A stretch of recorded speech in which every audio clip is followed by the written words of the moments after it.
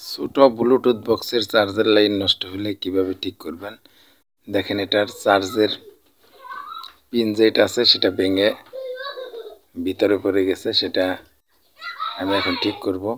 Bluetooth box ঠিক করার জন্য এই ভিডিওটি শেষ পর্যন্ত দেখুন কিভাবে ব্লুটুথ বক্সের চার্জিং লাইন ঠিক করা হয়।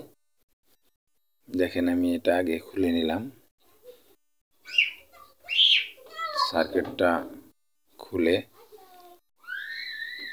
আমি এখন চার্জিং লাইন যেখানে সেই লাইনগুলো একটু ক্লিয়ার করে নেব। দেখেন সকেটটা খুলে পড়ে গেছে, এখানে লাইনের যেখানে লাইন থাকে সেখানেও কিন্তু লাইন একটু উঠে গেছে। এগুলা ঘষা দিয়ে নেগেটিভ পজিটিভ লাইন দুইটা মিলিয়ে নেবেন। এটা আমি সরাসরি ইউএসবি তার লাগিয়ে দেব, এছাড়া সকেটও লাগাতে পারবেন। এটার সকেট লাগানো আমি পরবর্তী ভিডিওতে দেখাবো, এর আগেও দিয়েছি। এরকম লাইনের চলটা উঠে গেলেও কিভাবে সকেট লাগাবেন, এমন সকেটও লাগানো যায় যেটা বারবার নষ্ট হবে না, সেটাও দেখাবো। কোন ধরনের সকেট লাগাইলে এটার চার্জিং সকেট নষ্ট হবে না, অনেক বেশি দিন টিকবে, নষ্ট হওয়ার সম্ভাবনা কম থাকবে। আমি এখন ইউএসবি তারটা কেটে এই ইউএসবি তারের মাথাটা লাগিয়ে দেব। দেখেন চার্জারে আমি ইউএসবি লাগাইলাম, ইউএসবির মাথায় ভোল্টেজ মাপতে দেখবো। এটা মিটার 10 ভোল্টে রাখবেন। 10 ভোল্টে দিয়ে আমি এখন ভোল্টেজ মাপ দিতেছি। এখানে 5 ভোল্ট আসবে, দেখেন 5 ভোল্ট আসছে। মিটার অর্ধেক দেখাচ্ছে, মানে 5 ভোল্ট আছে। আমি মিটার 10 ভোল্টে সিগন্যাল রেখেছি। 10 ভোল্টে সুইচ করলে 5 ভোল্ট চলে আসছে। এখন আমি এটা সরাসরি যেখানে চার্জিং পিন ছিল সেখানে আমি ইউএসবি তারটা লাগাবো। দেখেন আমি এখন পজিটিভ লাইন লাগাইলাম, আর একটা নেগেটিভের মধ্যে লাগাইতেছি।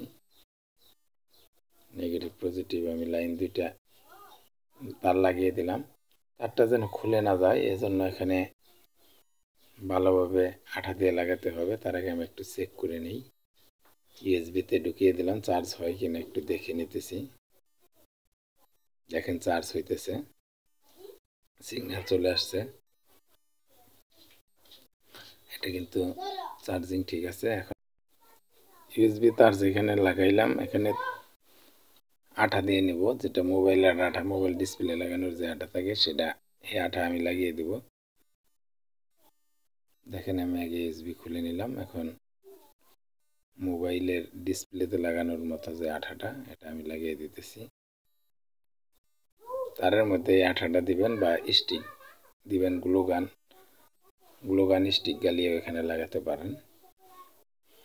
দেখেন আমি এটা বসিয়ে কাভারের সাথে এখানেও আমি আঠা দিয়ে দিতেছি, যাতে এটা কাভার লাগানোর পরেও তার নড়াচড়া না করে। তারপর এটা লাগিয়ে ফেলতেছি।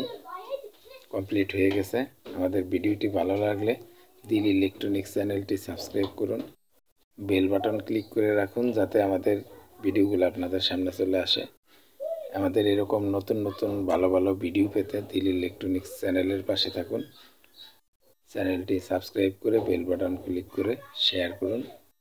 ধন্যবাদ।